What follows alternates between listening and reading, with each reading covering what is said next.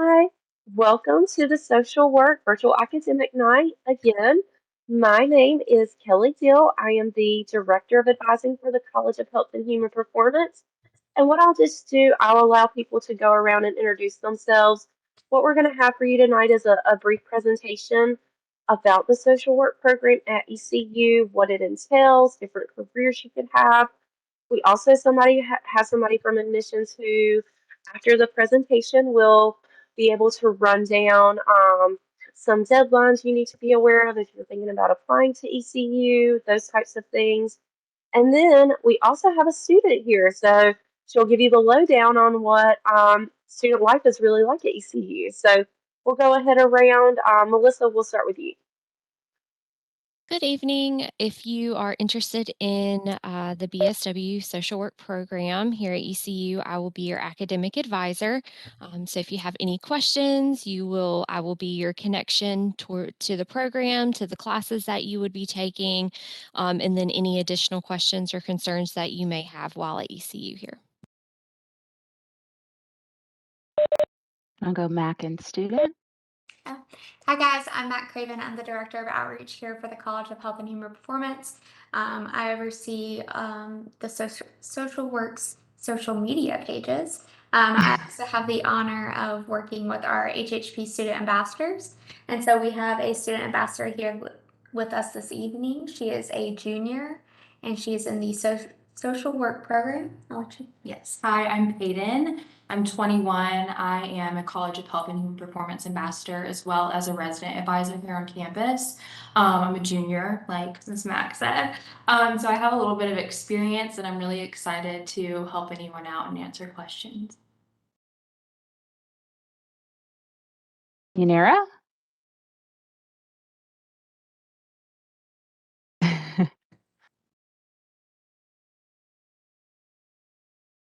Sorry, I lost my unmute button for a second. I was like, where did it go?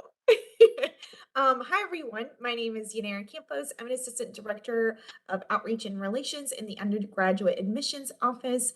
I am here if you have any questions about just the admissions process or are wondering any of our upcoming deadlines and dates that are important. So it's so great to see everyone, and please ask me any questions that you may have.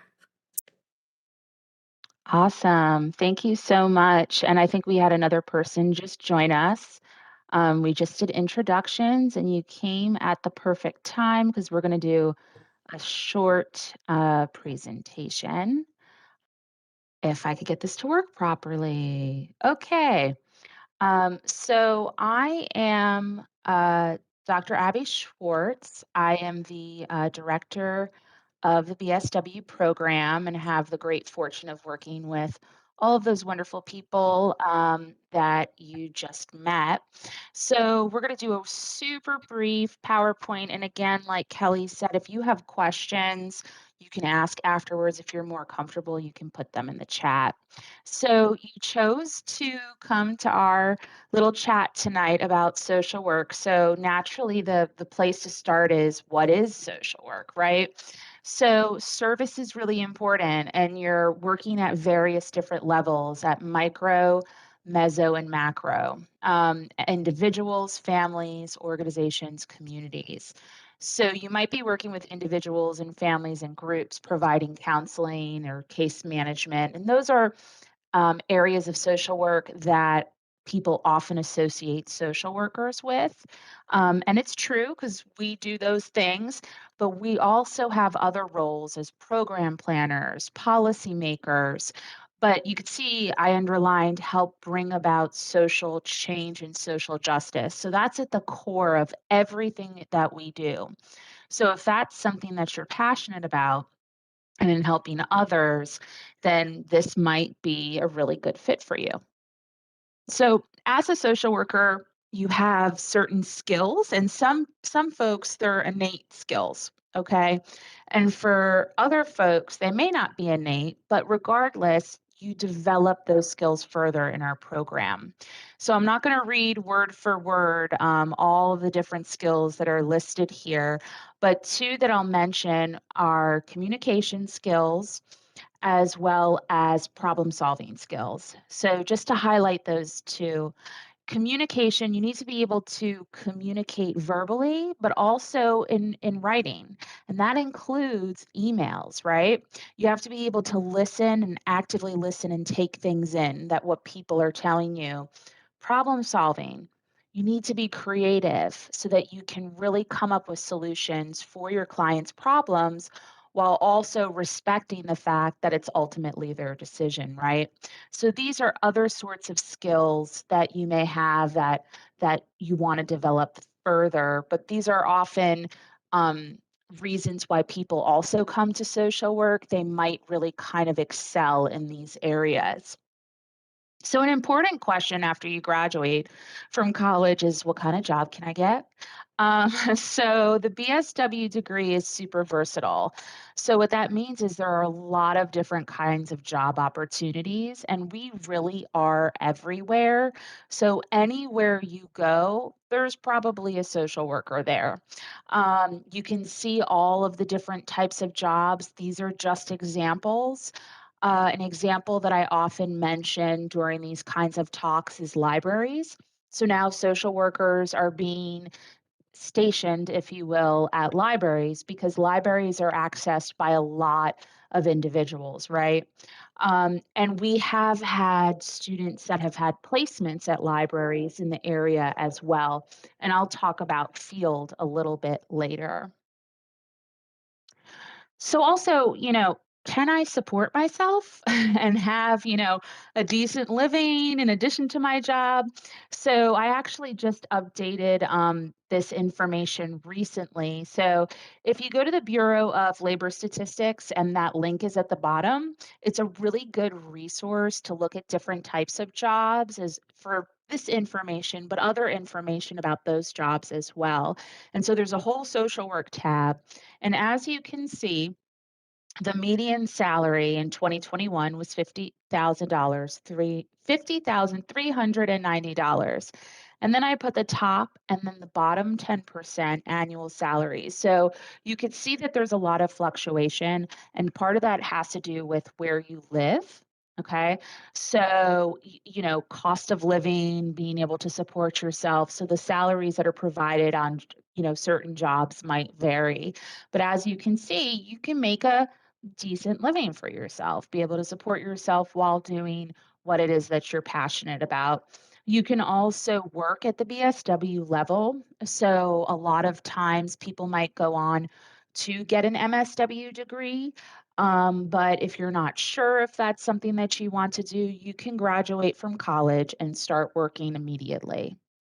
As you could see in the projected job openings over a 10-year period from 21 to 31, the employment is growing. Okay. So it's growing by 9%, which might not seem like a lot, but it is. Okay. And that's faster than the rest of the occupations on average. Okay. And you can see the number of openings projected each year. So on each of those years over 2021 to 2031, that's a lot of jobs, about 74,000 jobs a year. And then there's specializations, right? So growth might vary, if you're interested in working with children or older adults. So there's some variation there. But I think the key kind of point to drive home is, you can get a job and with a decent salary while doing what you're passionate about. So, in terms of professional conduct, I'm not going to go into the details of each of these, but these are an important part of your education in the program. So, we have a code of ethics provided by our National Association of Social Workers, and that really guides us in circumstances that might be a little bit tricky. That website, socialworkers.org, you can check it out there. And there's also a lot of really good information about social work available there, as well as information for students. The Council on Social Work Education has 9 competencies that we train our students in. So, for example, one of them is professionalism, okay, professional and ethical conduct. And so, this is our accrediting body. So, we're an accredited program, which is important when you're looking at social work programs. And we do have the Council on Social Work Education competencies built into our learning objectives and your classes. So we do prepare you to graduate and go and practice social work and be a professional social worker. We also have technical standards for behavior. And if you go to our social work website and you look at the field education manual, our technical standards are in there, as well as the BSW handbook. So we really do treat you like the professionals that you are and will be. So BSW internships, that's like the capstone experience, right? So it's your senior year, you've done your coursework, and now it's time that you're going to have a field placement between Tuesdays and Fridays, and you are going to practice social work. You're going to take what you've learned and do that in the field. And we are so lucky in the School of Social Work to have a field office. We have Mrs. Latanya Gaskins on the left. She's our director of field ed. We have Janine Jason Gay. She's all the way to the right. She's our assistant director of field. And Mrs. Margaret Mayo, who's a field coordinator instructor. And these three amazing people do the work of like 20 people. They place all of our BSW students, they place all of our MSW students, and they help you figure that out. So you don't go and find your own internship. You actually fill out a field application. They interview with you. That this is again helping develop those professional skills, right? And they locate a placement for you. And they've placed students everywhere. Again, just some examples. So many places. And if you have questions about internships, I would be happy to answer that as well at the end. But something that's really important as part of your college experience is experiencing things outside of the classroom, right? And so within the School of Social Work, we do have three organizations. We have the Bachelor of Social Work Association, which is BSWSA.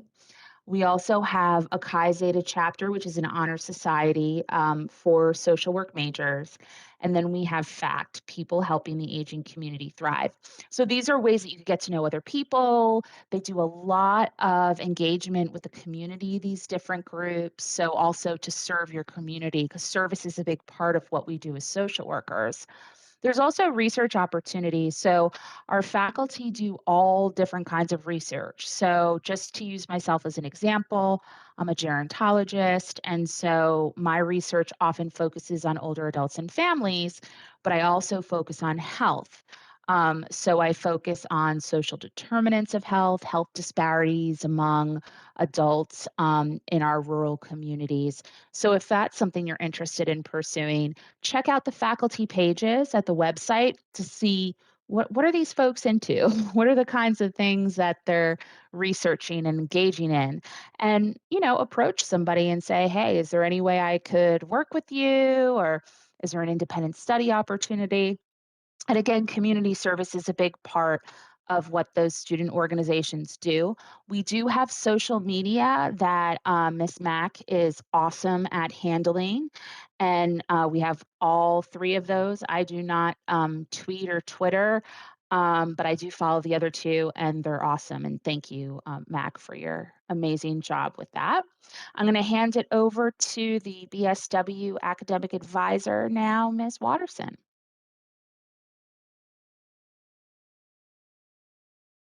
All right, can everyone hear me good?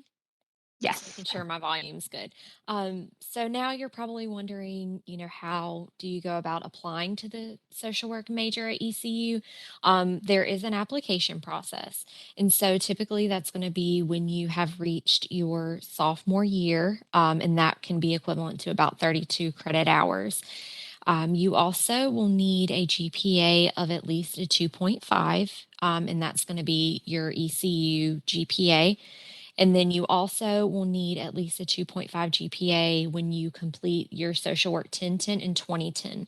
So those are the two courses that you'll need in order to move forward in the program. And then applications, the application process we will start planning that out again around your sophomore year. So if you are just a freshman, just kind of keep that in the back of your mind. But just know that that's something that we will be communicating with. It's going to be in the spring semester because applications are only once a year.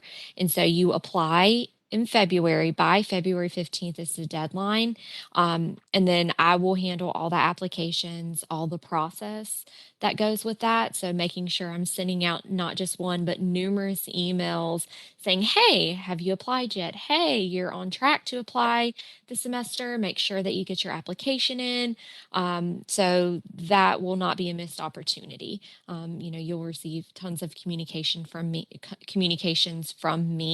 and emails from me regarding your application, and there will be an application that you will complete, and then all that information will be sent out to you from me as well. So as long as you're checking your email and you're up to date on everything with your email and keeping emails from me, you'll receive information about the application process.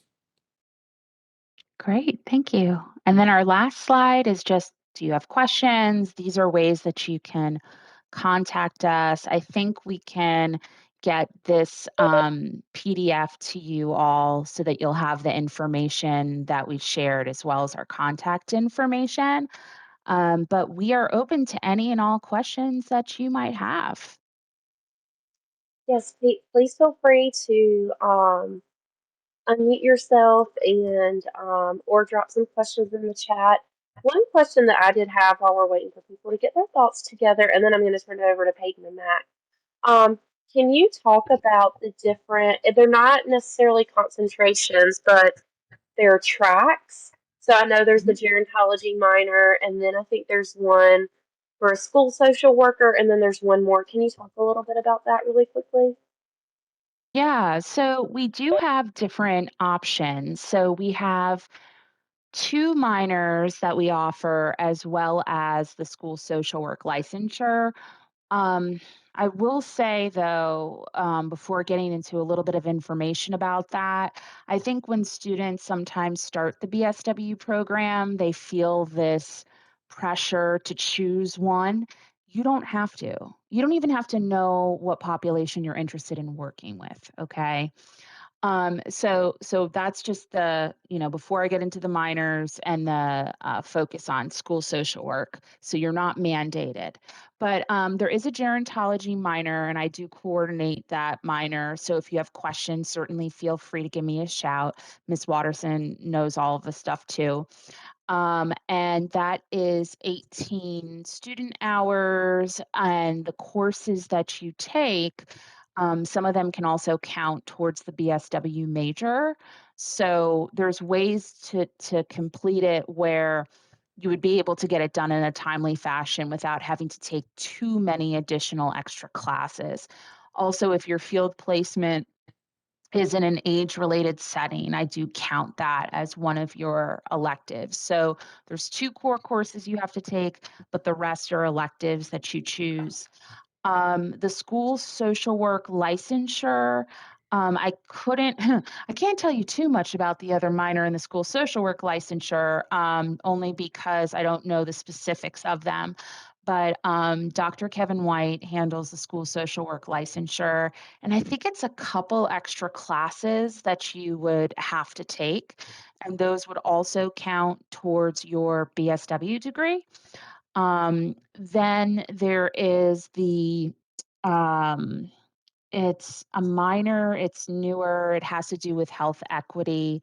Dr. Ryan Smith Jones handles that minor, and there are different kind of categories that you need to choose classes from.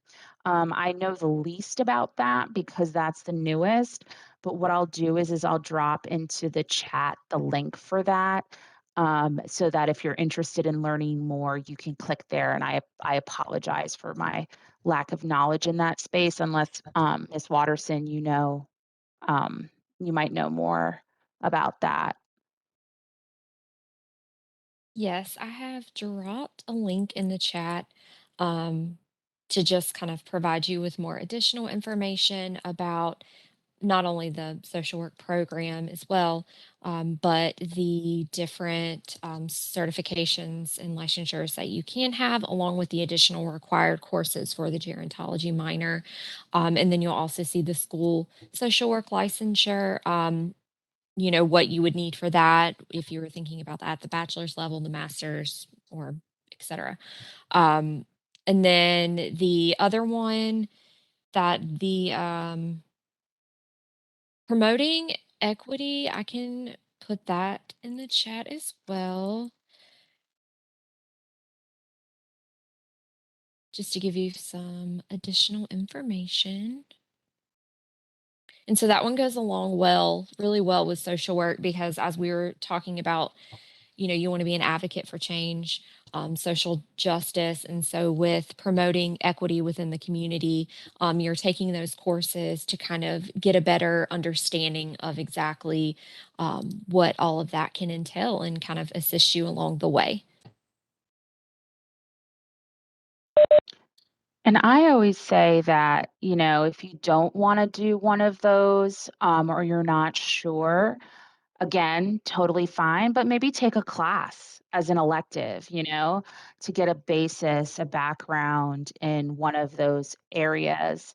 Um, and, once you graduate and start working, let's say you want to work with children, you may not work with children right away. So it doesn't hurt to get kind of a little bit of a taste of everything if you can. Yeah. All right. Well, while you guys are thinking of questions and putting things in the chat, I'm going to turn it over to Hayden and Mac, Ms. Craven. And Hayden, if you just want to introduce yourself, tell you what got you, interested in social work and why you want to be a social worker, and a little bit about like your favorite thing about ECU, I guess. So I'm Peyton once again. I'm 21, a junior. My major is social work. I don't have a minor yet, but I do know that I do want to go and get my MSW, my master's in social work. I really just want to focus on therapy, which is, I think, my thing. Growing up, my mom never really prioritized, mental health and taking care of it. So the older I got, I'm also adopted, by the way, so it's like a fun fact. But that's kind of what got me into therapy in the first place, which is also what sparked my interest into it. I met my birth parents and that brought up some emotions, but then I started learning about their history, what they do for work, and they're also social workers. One works with she's in the rehab field. She works for alcohol and substance abuse, as well as just mental health rehabilitation services.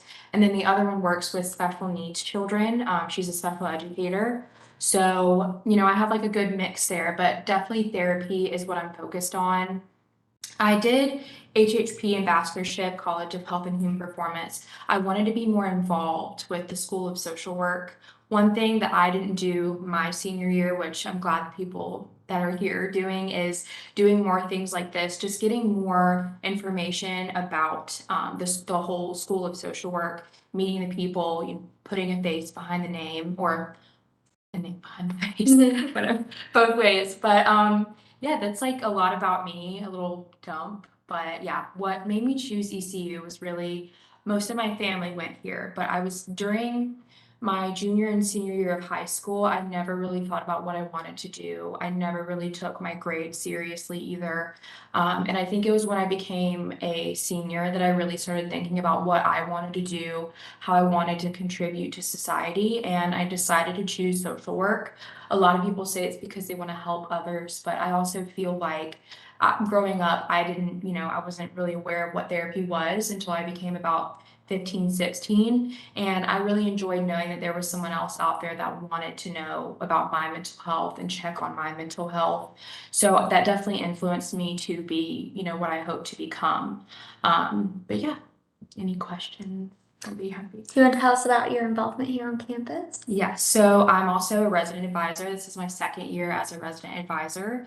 I live on College Hill, so if you have any questions about dorms, anything like that, since we're here, I'm very heavily involved in the dorms, of course, because I do have Each of us have floors, a whole 50 residents each. There's usually 2 RAs per floor. I won't get too much into that, but we have programs each month that we throw together. We coordinate them, just facilitating connections, getting people together that have the same interests. There's a lot of LLCs. I don't believe there's one yet for social work, but it's definitely something that could be created later down the line. But yeah, I think it's super easy here. We have like over 500 clubs and organizations. So there's definitely something out there for everyone. And I've definitely seen a lot, done a lot. And ECU is just one of the best places to be while you're getting your education. It's a great mix of student life, regular young people life as well. It's just a great mix of everything. I did have a question. I know we talked a lot about like the programs and stuff. I know there's like internships and whatnot. Do y'all know of any other like sort of resources that we could even start like looking at now for gaining like experience? Because I know a lot of places in the work field are like, hey, I want you to have so many years of experience, even with the BSW, and you're getting right out. And Mm-hmm. I'm going to let Abby take over that because I think our field experience that's like an internship really does a good job of that, but I'll let her speak more to that. Thank you, Kylie. That's a great question. Yeah, so Kylie, that's great that you're thinking about that. So your field experience is going to be hugely important when you go to apply for jobs, or if you decide that graduate school is in your trajectory. But I feel like at a different academic day, we had this question as well.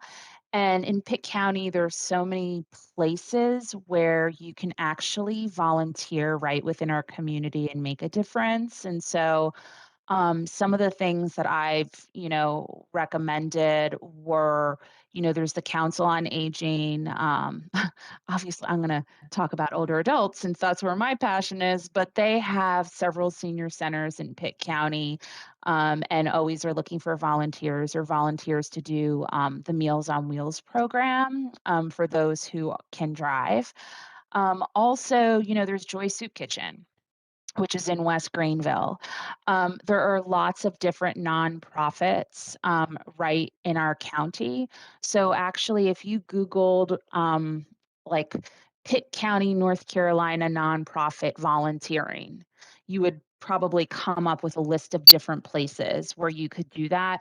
I honestly don't think it hurts to do that, because then you build up more things that you could put in your resume. Again, as a BSW student, a part of BSWSA, that student association, is doing a minimum volunteer hours per year, I believe it is. And so you'll also accrue some volunteer opportunities that way. So that would be my general advice, but I think you're totally on the right track. But your field experience is really going to stand out on your resume and give you a lot of background to work from when you interview. And you can also look at study abroad options, maybe over the summer, especially because with the social work program, it's very structured. Mhm. So you can look at doing study abroad maybe over a summer.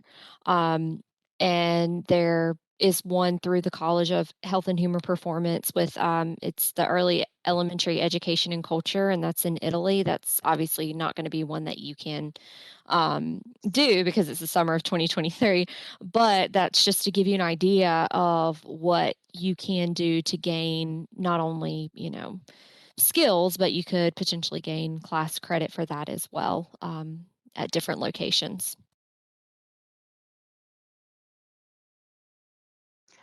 Just so you know, I was just curious myself. I Googled Pitt Co. North Carolina volunteering, and a bunch of places came up. So you're going to want to do that and kind of just dig around and see what happens. There's also a website called Volunteer Match, so you can locate opportunities there as well.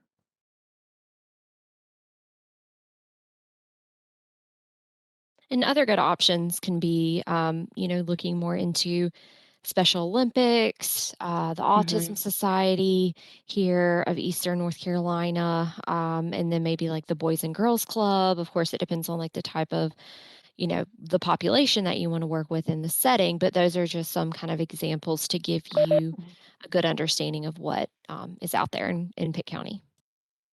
Yeah, and Kelly, good. Yeah, she did a good link. Yes, that link goes to ECU Center for Leadership and Engagement, and they have different events, and you can volunteer straight from the website. So that just kind of gives you an idea about what's going on in ECU and the surrounding areas. And you can kind of pick and document hours through there if it's needed. So, yeah, that was a great question. We do have a question from Julie. How would this work through the Pirate program? Okay, I think she's referring to the Pirate Promise program. She wants to start at Pitt and then transfer to ECU. Um, so, Melissa, I'll let you kind of take that question, and then Nero, you can step in, anything about Pirate Promise as well. Yeah.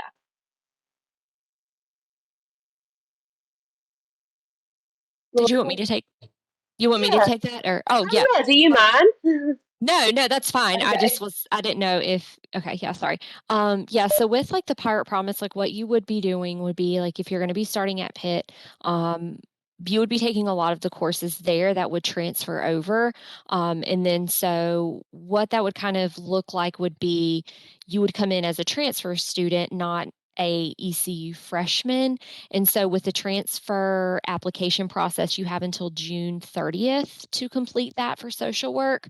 And the good thing about that is if you are not at a location where or you just were not able to get in those two social work courses to complete them, they are offered online over the summer. So as long as you're transferring from Pitt or wherever else you could be before the summer sessions, then that way we could go ahead and get those on your schedule. They are offered online, and then you could work towards starting the program versus having to wait a whole nother year. Because again, the application process is once a year and the program is a set 2 years. And you must, yeah, the ECU GPA. So that comes with, you must have that ECU GPA established, meaning having those social work 1010 and 2010 courses completed. And then that way you would have your GPA, and then it's making sure it's a 2.5 or higher.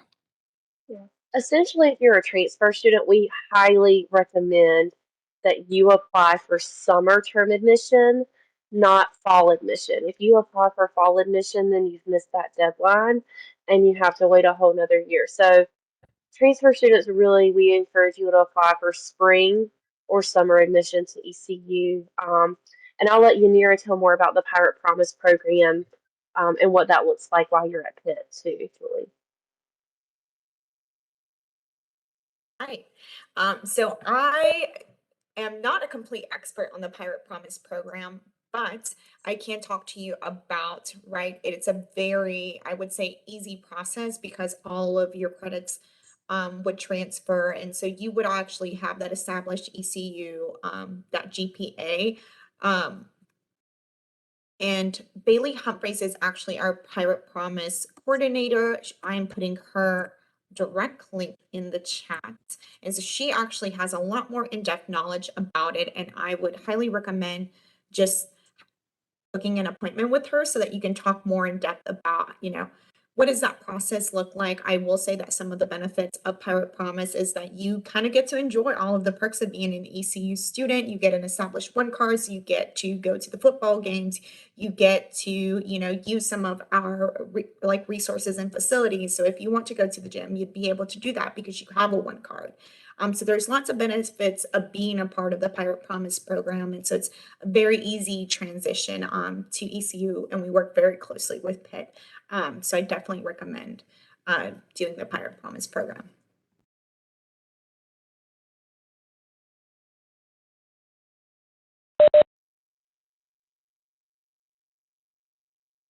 Any other questions?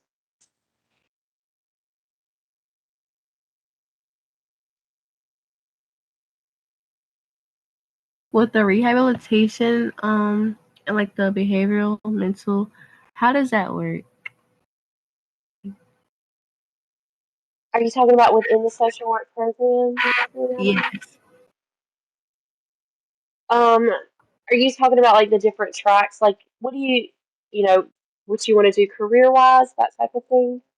Yeah. Okay. Yeah, so essentially, um, I'll let Abby answer, but essentially our program, you get a BSW in social work, and then I believe you have to sit for a licensure exam. Because it is a licensure. Nope, you don't. Okay, you don't even do that. So you just get your BSW, um, and it prepares you to be a generalist. So, like Ms. Schwartz said, you do not have to choose a track or feel pressure to choose whether you want to work with aging adults or children or work in mental health.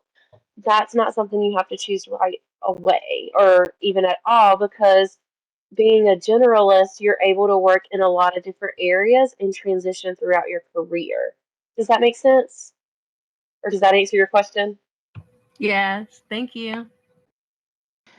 Yeah, I think if you are interested in the more clinical therapeutic route, like Peyton is, when she explained before, um, you can get licensed, okay? But licensure to do that is at the MSW level.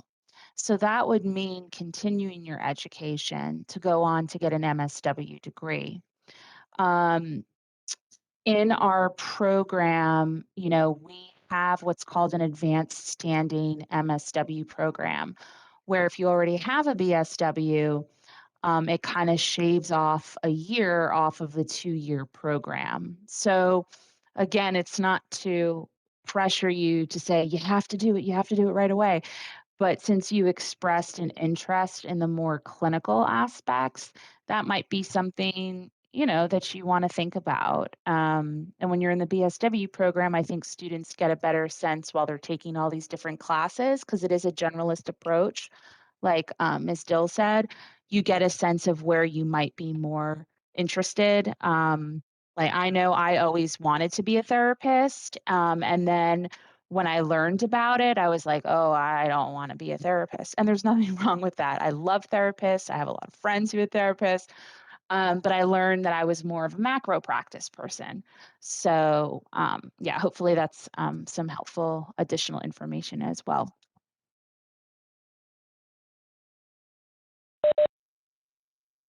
Do you all have any questions for our student Peyton? Like, this is your chance to learn like what really ECU really is like. Anything. Oh, like, do you How? have to live on campus for your first year? Do you have to live on campus your first year? Yeah. Yeah, unless you're married or above a certain age, I think. Oh, can you speak up a little, Peyton? Oh yeah, unless you're married, or I think, is it 20, 21, 24? Yeah, there's a certain age requirement, or exception, I guess is probably the better way. Um, and I think if you're a Greenville resident, you can technically apply to avoid living on campus. However, I would highly recommend it because it is a huge part of your campus experience. I I went to ECU myself, so I was a freshman in 2015, and I still have friends who, even though they're different majors, I met them in my dorm on College Hill. So I highly recommend it. That's my personal opinion. I think most people would also say that. It's a great way to meet people and to interact with people. You have to remember that everybody is in the same boat as you, and they're all jumping into living with, whether you have a random roommate or you find a roommate, everybody is kind of getting that experience and living through it with you. So just a cool way to meet people, bond, do cool events. What's your favorite program you've done? Yeah, you also have a wonderful RA who lives on your hall. Yeah. Okay. Yeah, she can also talk to you about your BSW classes. Um, Program wise, probably we do like building wide programs. So I live in Ballard West. We have a building next to Ballard West, Ballard East.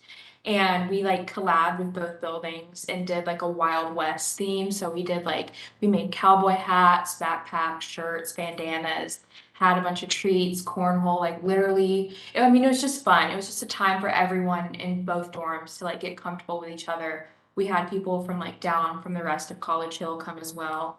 But yeah, like I would recommend living on campus. I've had a great experience, and I will say, like, maybe it frightens you that you think you won't have like as much freedom or something as if you lived like off campus. But as RAs, like we're not here to, be that like bad cop that's on you 24/7. We're really just here to like build those connections and make them stronger and like aid you in making new friends. So I definitely think like if same thing if you're like an introverted person, it'll definitely get you out of your comfort zone and you still get homesick, but if I lived completely by myself my freshman year, I probably would have been a lot more homesick. I feel really thrown out there. So it's also a great like transitional time as well. Awesome. It's fun. What I mean, I didn't go to college here, but I mean, I just listening to you talk about it. I mean, somebody once told me that college is some of the best times of your life. And I was like, oh, okay, whatever. And then now looking back on it, I realized that where I went to school, we had to live on campus our freshman year. And that is where you kind of start to establish a lot of those lifelong friendships. So if you are able to do that, I think it's a good idea. Sorry, making me reminisce. One thing I oh, wanted sorry. to add, if there's, feel free to ask more questions, but one thing I've learned from working with our School of Social Work is that one, we have a ton of alumni who are always sending jobs. So Yeah. they are always looking to hire other pirates. There's this kind of saying around campus of like pirates helping pirates. And that is something that is definitely true in the networking and job opportunity field. So that's always really cool to see. And then they always keep in touch with our field placement staff. So Miss Gaskins, Miss Mayo, those folks, they are always sending out jobs. Your internship, you're basically working for the last semester. So I know there was a question about that earlier, but um, that stands out on your resume, but you also have people who know, oh, hey, Peyton is at this placement or this facility. So even though she's wanting to do her master's, maybe she wants to look at maybe doing this job. So establishing those connections is really cool in this program. Hmm. Before we run out of time, I do want to turn it over to Yanira from admissions. If you want to give them some deadlines or even some next steps, like maybe you've heard this and you were like, oh, maybe ECU is a great place for me. How can I actually come visit campus? That would be all through admissions. So, Yanira? Awesome. Do you want me to do a presentation? I have like 2 slides I can share, No, but I no, can no, also no. just talk about it. Yeah, I was just gonna have you talk about some of the deadlines that they need to be aware of, like if they want to come. Um, I imagine some are seniors. There may be some Yeah, juniors, but if you're a senior, like when you should apply, those types of things. How to come to perfect. campus. Yeah.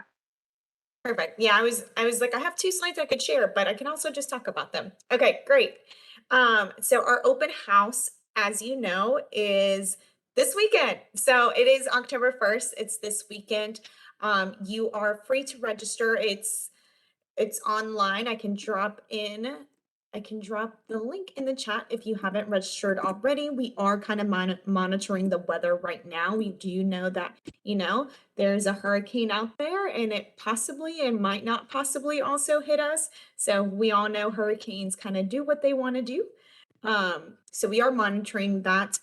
And that again is this weekend. The schedule is also posted on there so that you kind of have an idea of what all is going on that day. Some other important dates to keep in mind. November 1st is the deadline to be eligible for the Honors College. So if you are looking to be a part of the Honors College, step one is to apply to ECU. It's just our regular admissions application. So you first have to apply to ECU as a university, and then once you apply, we will make a decision whether you are eligible for the honors college, and then you will complete an additional application to be a part of the honors college. But you have to do that. You have to first apply and then be made eligible. So November 1st is the last day that we are making people eligible. So I would make sure to do your application before that November 1st deadline. I would really recommend you to do it before October 15th. If another thing to note is that free application week is October 17th through the 20th. So if you are looking to save some money, that is the week to do it. And those waivers will apply to CFNC and also our direct website. So we call it Navigator, but it's just our website. So those are the two places. If you apply on Common App, unfortunately, we cannot waive that fee. So CFNC and our direct website. The last date to note is December 15th is the last date to be eligible for any merit scholarships. So if you are really looking to kind of reel all the scholarships that you can in, December 15th is that deadline. So make sure to kind of get all of that, all your application stuff in before that. Any questions?